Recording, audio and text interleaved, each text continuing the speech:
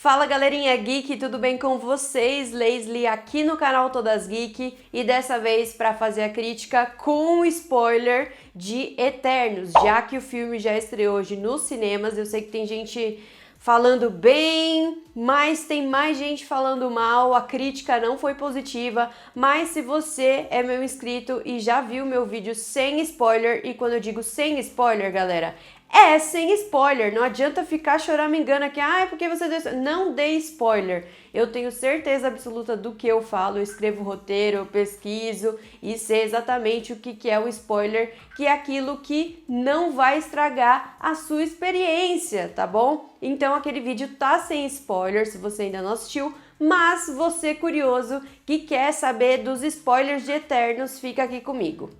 Então, se você já viu aquele vídeo, sabe que eu gostei de Eternos, fiz algumas ressalvas, mas dessa vez, nesse vídeo, eu vou contar pra vocês com detalhes sobre a história de Eternos, o porquê de eu não ter achado esse filme um dos piores da Marvel, e você assistindo ao filme, ou você que já assistiu, tá vendo esse vídeo depois, vai entender do que eu tô falando, porque agora esse momento é meu, com spoilers. Então se inscreva no canal, dá o seu like, comenta aqui embaixo, comentem com educação, por favor, tá bom? Porque existe gente aqui do outro lado, existem pessoas aí do outro lado que estão comentando também. Então, bora falar de Eternos com spoiler.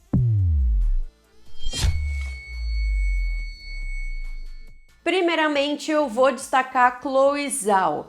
Essa diretora mulher, devemos sim dar o devido crédito, porque ela conseguiu fazer com que todos os personagens coubessem muito bem nessa história, porque, cara, pensa você contar uma história de 10 novos heróis. Como eu falei lá no outro vídeo, em Vingadores já existiam filmes solos para contar sobre alguns heróis. Mas aqui em Eternos não, então pra gente entender o Ikaris, pra gente entender a Cersei, pra gente entender a Athena, precisava de mais tempo. E sim, isso justifica a lentidão que é o filme, que no caso, pra mim, continua ainda falando que eu cortaria algumas partes, porque os diálogos são longos.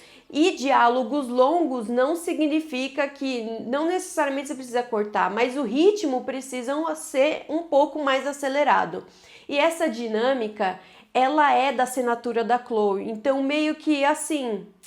Eu sei que não tem muito o que fazer em relação a isso, né? O filme tem 2 horas e 37 e 2 horas e 37, assim, bem longo, mas quando acontecem as cenas de ação, por exemplo, na luta entre o Ikaris e os outros Eternos, ali, aquela luta é uma luta de magia, então não existe a luta corporal, por isso que isso justifica o fato de que essa nova fase, a fase 4 da Marvel, tá muito diferente, é diferente e vai continuar sendo diferente daquela fase de Vingadores, como a gente já tinha visto por 10 anos de cinematografia do MCU. Agora, em Eternos, falando pra vocês com spoiler, é claro ver isso, como esses novos personagens fazem parte de uma nova era, a nova vibe de Marvel. Então, acostumem-se, esqueçam aquela fase, tá bom? Porque agora temos outra fase com outros personagens. Falando sobre a protagonista, né? E na verdade, todos eles têm um grau de importância em Eternos, mas a Cersei, ela é uma personagem muito importante no filme. Ela é uma das Eternas que tá bem em evidência e ela é a pessoa que tem esse poder para combater aquilo que nós chamamos de vilão dentro das histórias e narrativas. Mas eu sinto que a atriz, ela não entregou o necessário, as expressões dela, no momento que ela vai virar toda aquela mão de gelo. Eu acho que nesse momento ela não entregou o que precisava ser entregue. Por exemplo, quando a gente olha a Angelina Jolie, o papel dela é um papel de uma Eterna que ela é diferente dos outros, né? E ela tem um grau de importância também dentro da narrativa de Eternos, mas ela entrega o que a personagem precisa. Você percebe dentro dos aspectos de atuação o quanto que ela tem as expressões necessárias para fazer a atuação, tanto corporal, tanto em falas, como jeito, trejeito. Agora aqui não, na personagem Cersei ela precisava muito mais do que só uma carinha do jeito que ela ficou. Fiquei um pouco chateada quanto a isso, né? Mas, enfim, funcionou. Eu acho que isso é o mais importante, apesar de isso funcionou. E nós temos aqui em Eternos também um personagem que brilhou muito, que é o Ikaris. E no final, quando ele vai se matar lá, se jogando ali no sol, tem uma referência a Ícaro. Se você não conhece a história de Ícaro, vai lá dar uma pesquisada. Isso é uma das partes mais importantes também, porque esse Eterno é um Eterno que apareceu muito nesse filme, foi contado muito sobre ele, mas que a gente não vai vê-lo porque agora ele decidiu mudar, né? Aquele vilão que teve uma redenção. Todos os personagens possuem o mesmo tempo de tela. O Phastos mostrou a família dele, sim, gay, mostrou o beijo gay, mostrou o filho dele, que eu achei uma graça.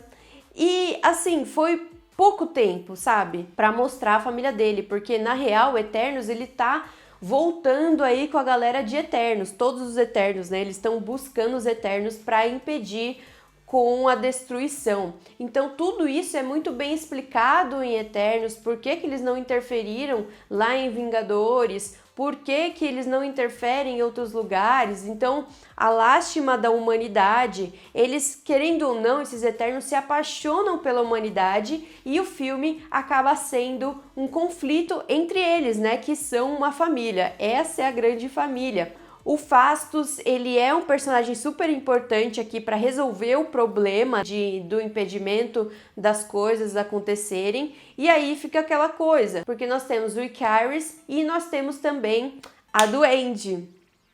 E, gente, eu achei muito legal porque a forma dela como criança era uma forma que foi dada a ela.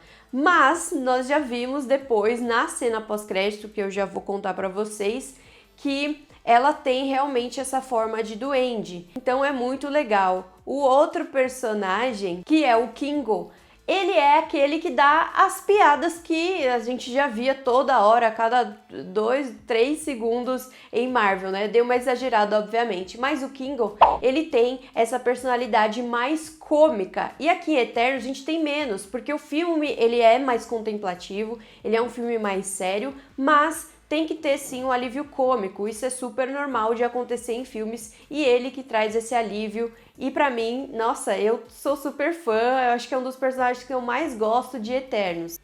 O Druig e a Makkari são personagens que ficaram um pouquinho ali, não contaram tanto a história como foram os outros, né? Apesar de que não, tiveram o mesmo tempo de tela, mas o Druig ainda foi um pouco mais importante. A Makkari, ela tem a deficiência e isso é colocado de uma maneira muito natural pela Chloe. E eu não entendo de verdade essas críticas negativas citando essas coisas que não valem de nada essa representatividade. Poxa, gente, vale muito uma representatividade, ainda mais em filme de herói. Isso é o mais importante. Não estou dizendo que Eternos é o filme perfeito, mas é um filme necessário. Existe uma grande diferença nisso entre filme perfeito e filme necessário. Essa lentidão, para mim, foi o pior de Eternos. Demorou muito para as coisas acontecerem e também em relação a uma das protagonistas de Eterno que não entregou tanto o que eu achei que precisava entregar, certo? Vamos falar das cenas pós-créditos, foram duas. A primeira que foi o surto, sim, gente, é isso, confirmamos Harry Styles, Watermelon Sugar, hi, Watermelon Sugar, como Star Fox, e ele tá incrível.